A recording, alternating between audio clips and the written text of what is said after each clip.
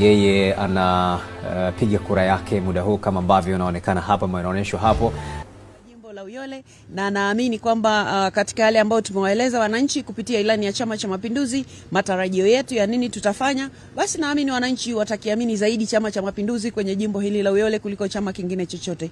Lakini pia kwa upande wa udiwani, hapa mimi nilipopigia kura ni kituo cha shule ya msingi Tambukareli ambacho kiko kata ya Itezi, na hapa Itezi mgombea kupitia Chama cha Mapinduzi anaitwa Kapolesha, kwa hiyo nimempigia kura.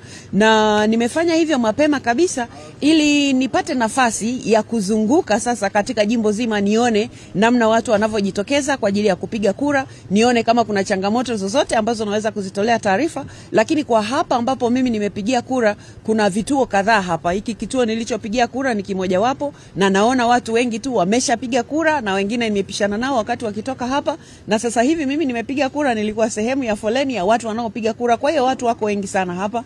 Na nikiangalia upande wangu wa kulia hapo, kuna wengine wako kwenye foleni wanapiga kura. Kwa hiyo nitoe wito kwa Watanzania wenzangu, asubuhi mapema hii tujitokeze, twende tukapige kura, twende tukapige kura kwa viongozi ambao tunaamini katika miaka 5 ijayo watatuletea maendeleo, watatuletea ustawi, watatuletea amani, watatuletea utulivu wa Watanzania kujiletea maendeleo sisi wenyewe. Kwa hiyo nitoe wito wote twende huko. Lakini kwa habari ya kujitokeza watu, mimi kama mgombea wa ubunge jimbo hili la Uyole, ninaamini kwamba Uyole tutaongoza kwa idadi ya watu watakao kuwa wamejitokeza kwenye vituo vya kupigia kura, kwa sababu tumehamasishana sana, tumejihamasisha wenyewe, na kama waandishi wa habari mlivyopata kuona hapa, kwa kweli watu waliojitokeza ni wengi sana. Na hiki ni kituo kimoja, tunaelekea kwenye vituo vingine. Hii yote inaonyesha kwamba upigaji wa kura unaendelea vizuri kwa amani na utulivu, na hakuna hapa mtu yeyote anayemtisha yeyote, hakuna kwa kweli.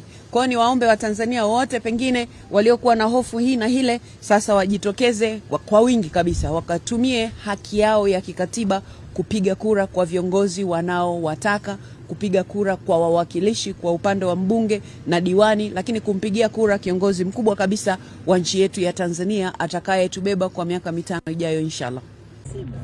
Amani, watu hao wameshapiga kura, onyesha kidole. Watu wameshapiga kura asubuhi yote hii jamani. Mapema.